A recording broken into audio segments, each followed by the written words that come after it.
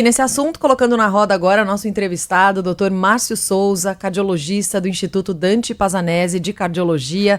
Doutor, bom dia, muito obrigada por conversar com a gente nessa manhã. A gente acabou de acompanhar os dados aqui da reportagem do nosso Giba Ismanioto e tem um dado que preocupa, né? O aumento no número de fumantes aqui no nosso país. Desde 2007 que a gente não registrava e no ano passado o Ministério da Saúde contabilizando, portanto, aumento. E muito por causa dos vapes, que lembrando, são proibidos pela Anvisa desde 2009. Qual que é o papel dos vapes nesse aumento? Como é que o senhor vê esse vício também nos cigarros eletrônicos? Bom dia.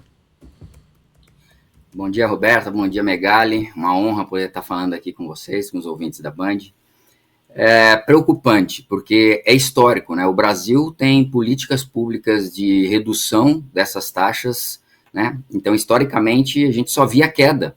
E do ano passado para esse ano, e aí chama a atenção que, claro, a bola da vez são os vapes, são os pods, né? Então, esses aparelhinhos aí que são proibidos no Brasil, mas da mesma forma estão em todos os locais, os adolescentes. Eu costumo perguntar em faculdades de medicina, médicos, em formação, em torno de 50% a 60% das turmas fumam, né, assim, de uma visão geral, isso declarado pelos próprios alunos. E tem um detalhe, Roberta, na verdade, a gente não consegue jogar na conta, o que é pior ainda, tá? A gente não consegue jogar esse aumento, essa volta de aumentar apenas nos vapes. Não é o que explica. Ele soma, mas voltaram a usar o cigarro comum, o que é muito preocupante, porque, teoricamente, a informação deveria estar para todo mundo que está começando a fumar, né, de não usar aquele que ele é agressivo, a gente já sabe tudo que causa, e o vape a gente ainda está aprendendo a quantidade de malefícios que ele tem trazido. Doutor, o Giba na reportagem falou sobre a volta da glamorização do cigarro nas redes sociais.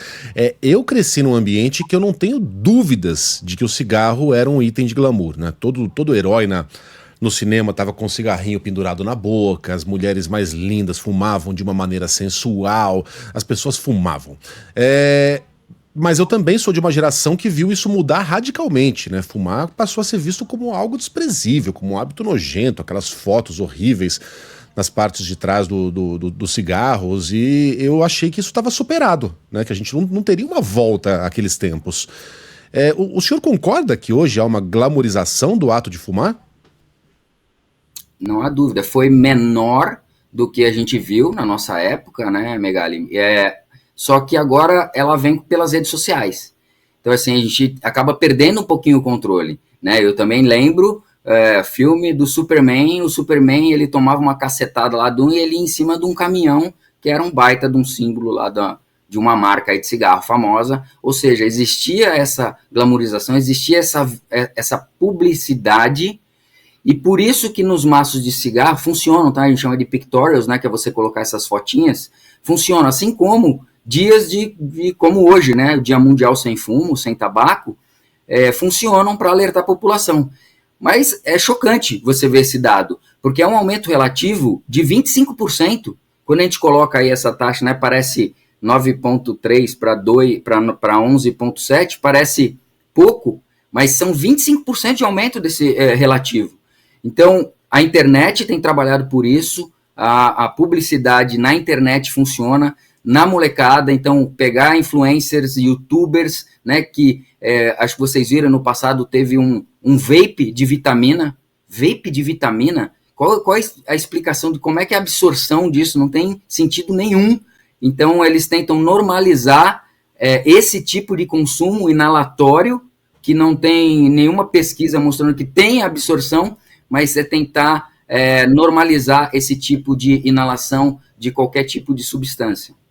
Que outras discussões que seriam importantes a gente fazer aqui no Brasil? A gente acompanhou nessa semana na França, né? A França anunciando proibição de cigarros em locais públicos, ao ar livre, onde possa haver crianças, restrições, pontos de ônibus também.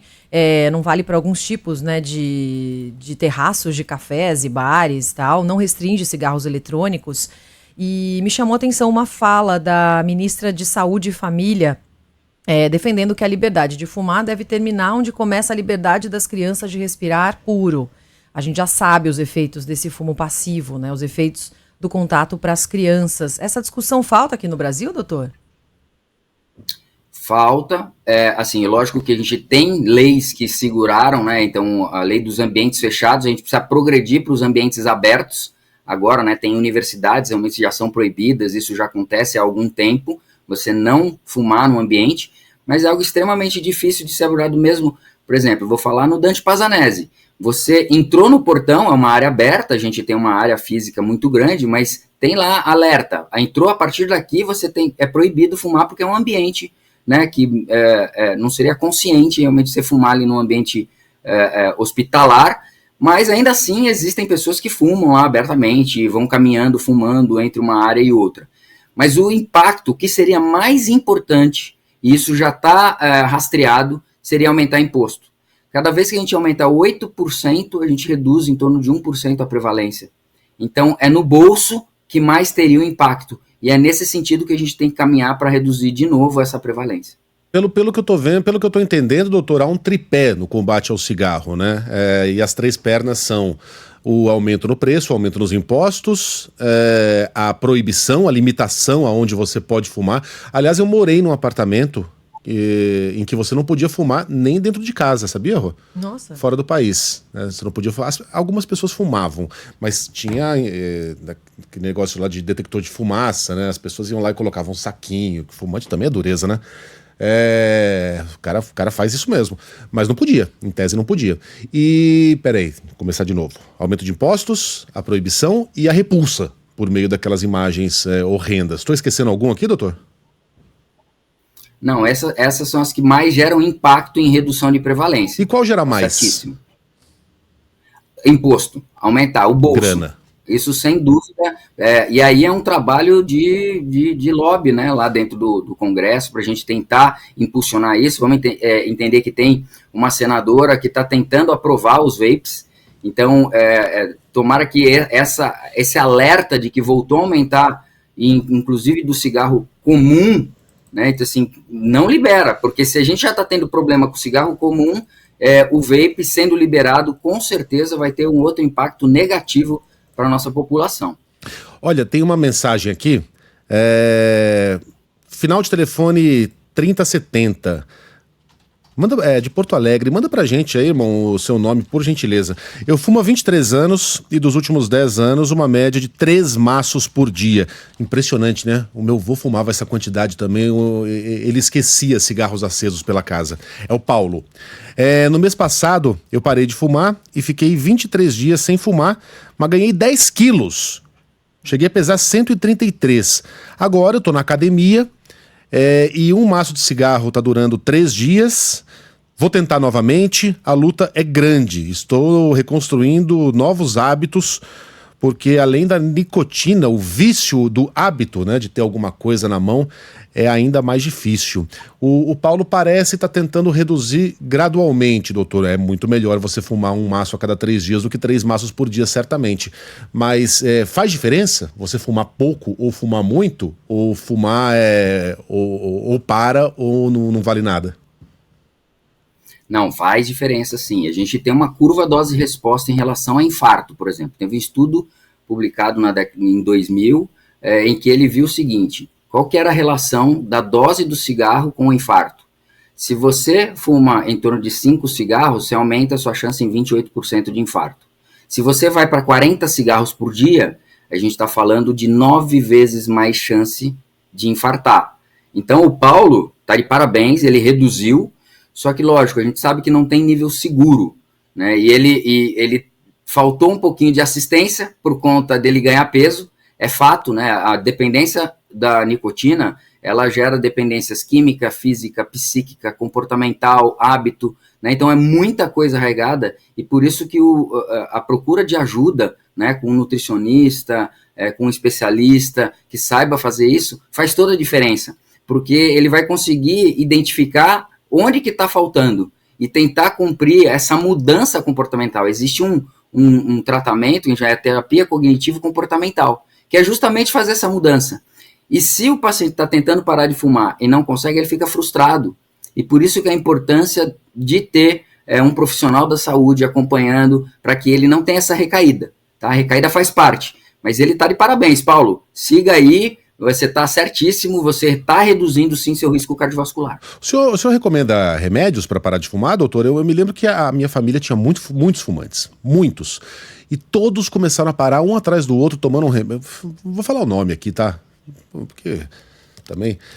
Eu acho que era BUP o nome, é um antidepressivo, é esse, né?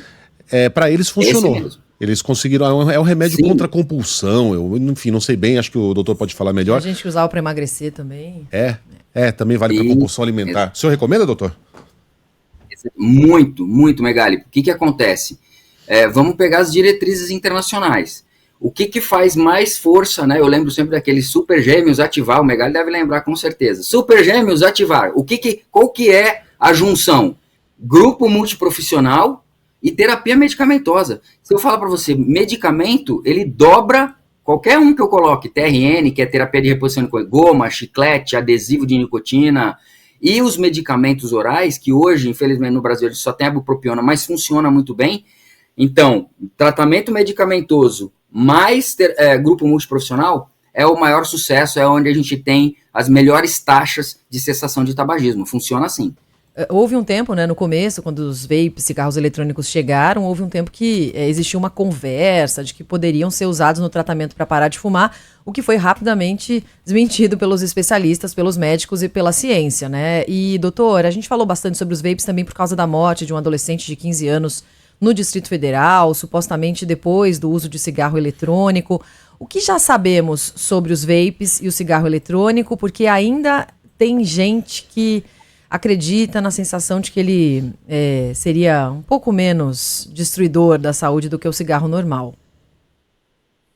Exato. Então, hoje, a indústria da morte, né, como eu gosto de chamar a indústria do tabaco, ela vai se moldando. Então, ela saiu de um cigarro comum, que já é identificado em torno de 9 mil substâncias, né, e o cigarro eletrônico, que surgiu aí há 20 anos por um chinês, e que ele tentou tirar o pai do cigarro. Então, a ideia dele até poderia ter sido interessante, mas o fato é que hoje a gente tem aprendido muito através de pesquisa. Então eu vou falar aqui o que as pesquisas já têm mostrado: maior incidência de infarto. É lógico que muitos pacientes teve uma pesquisa que teve o antecedente deles já terem fumado e depois migraram para o cigarro eletrônico, mas o grande problema é o uso dual, tá certo? Então quando a gente migra do cigarro comum para o vape, muda o tipo de topografia. Eu vou explicar o que é isso. É a forma de consumo.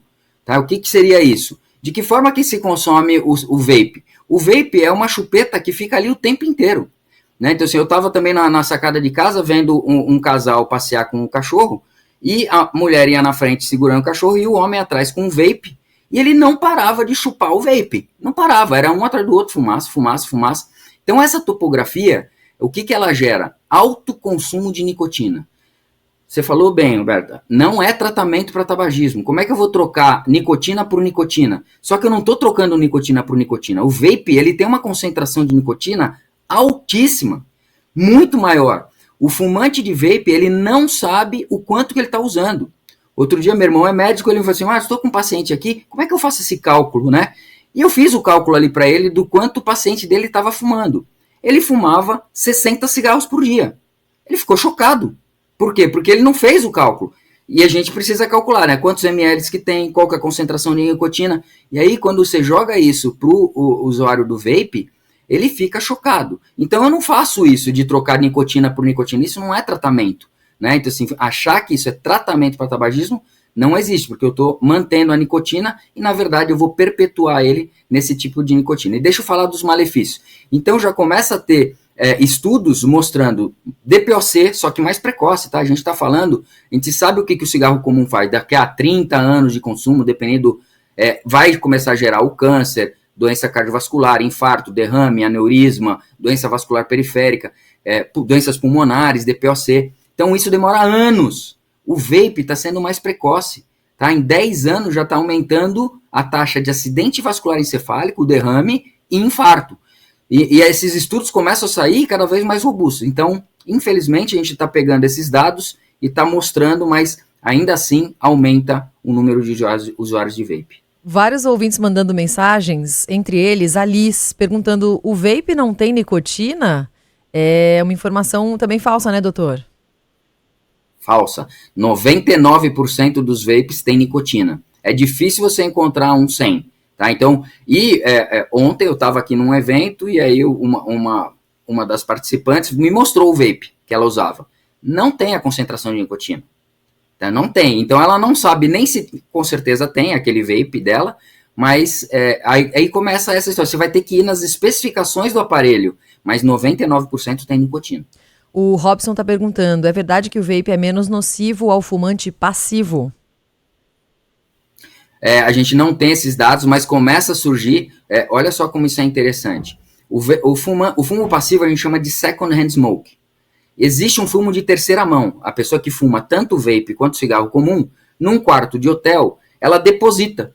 Então, no dia seguinte, se você for limpar o ambiente e levantar as partículas de novo, é a mesma coisa que você estar num ambiente que alguém fumou depois de 4 horas de alguém ter fumado. Ou seja, essas partículas, elas ressuspendem. Então, o ambiente ele é contaminado. As partículas ficam no cabelo, ficam na pele, ficam na roupa.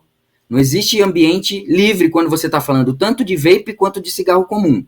Tá? Então, existe fumo de segunda mão para vape, existe fumo de terceira mão para vape e para cigarro comum. Sim, esses malefícios, eles acabam ficando menores, mas eles existem. Tá? Então, você está nesse ambiente, você vai ter, sim, mais risco. O nosso ouvinte, Nando Stein, ele faz uma pergunta interessante. Aqui ele falou, mas doutor, eu treino musculação todo dia, porém fumo. Quase um maço por dia. Quais os riscos? O ato de praticar atividade física compensa um pouco o malefício do fumo? Sim, tá? Então eu faço o paralelo sempre quando fazem esse tipo de pergunta com a obesidade, né? Então assim, o obeso que faz exercício, o fumante que faz exercício é melhor, tá certo? Então assim, existe uma sigla que fala fit even fat, né? Então assim, faça o exercício mesmo que você esteja um pouquinho fora do peso. Faça exercício mesmo que você seja um fumante, tá? Só que aí a gente tem que trabalhar, e aí eu deixo pro ouvinte, acompanha lá depois no meu canal, eu tenho uma entrevista com um professor de educação física, e você fazer essa mudança de mindset, né? Porque, caramba, você está trabalhando pela sua saúde, como é que você joga uma substância que vai estar jogando totalmente contra o seu aumento de performance? É totalmente contra. E existe tratamento, aí o que vai de informação não ache que não existe tratamento, né? Você vê, a família do Megali respondeu muito bem a medicação. Então, quando você tem um profissional que saiba conduzir, que vai te orientar, o SUS tem tratamento, procura ajuda, tá? Para você poder realmente caminhar e com o sucesso, para você não ficar frustrado. Porque muito fumante chega no final de semana, né? Vai num churrasco, aí fuma demais, vai numa festinha, aí ele chega na ressaca na segunda-feira, não quero mais fumar, e entra na farmácia e me dá qualquer coisa aí, e ele se frustra, porque ele não tem uma orientação. E parar de fumar é um processo, né? Não é uma decisão. Menos de 5% das pessoas que tentam parar de fumar conseguem, dessa forma, a gente chama cold turkey, né? A sangue frio, né? Vou parar, vou pegar o maço e jogar no lixo. Menos de 5%, tá? Então a proporção é muito pequena, a grande maioria precisa dessa ajuda nesse processo de mudança. Doutor, e para encerrar, porque são muitas mensagens, mas o Vieira de Jesus, o Alisson Vieira de Jesus, pergunta, tem como parar de fumar cigarro sem acompanhamento? Eu tô quase há 1 ano tentando vaga no grupo de apoio pela Prefeitura de Uberlândia e nada. Quem não tem condição de pagar por um tratamento particular, doutor, quais seriam as dicas? Então, o SUS tem, eu acho que acompanhar hoje, você tem muito conteúdo, né, na internet, então você tem alguns grupos que vídeos na internet, se você quiser seguir lá o Feliz Sem Tabaco, em que a gente posta muitas coisas nesse sentido, para tentar ajudar essas pessoas que realmente querem e não tem suporte, porque quando você conhece o caminho, né, você sabe por onde conduzir, o que te ajuda, atividade física, água, as mudanças comportamentais, então você precisa desse tipo de ajuda. Sim, é possível, eu falei que menos de 5% conseguem, e tomara que ele tenha sucesso, Alisson, foque nisso, mas continue, insista lá, porque você vai ter o suporte de um grupo profissional que sabe o que faz e que já acompanha isso há muito tempo, mas não fique esperando não. Tá? Tome a sua atitude, vai lá, se especialize na sua doença, ganhe informação e parte para cima do cigarro, que eu não tenho dúvida, eu não te conheço, mas é a melhor atitude que você pode tomar pela sua vida. A Marilda falou que foi justamente um programa do SUS que ajudou ela a parar de fumar, ela parou há 19 anos, mas falou que ainda tem algumas sequelas por ter fumado por quase 30 anos. Um beijo para você, Marli, obrigada pela mensagem. Doutor Márcio, olha, dava pra gente ficar aqui mais 1 hora, viu? Muitas perguntas de ouvintes. Te agradeço demais por essa conversa aqui na Band News FM para falar sobre o Dia Mundial Sem Tabaco, sobre esses dados que foram divulgados na última semana pelo Ministério da Saúde, sobre o aumento no número de fumantes aqui no nosso país. Doutor, um ótimo sábado, até uma próxima. Até a próxima, obrigado, um abraço.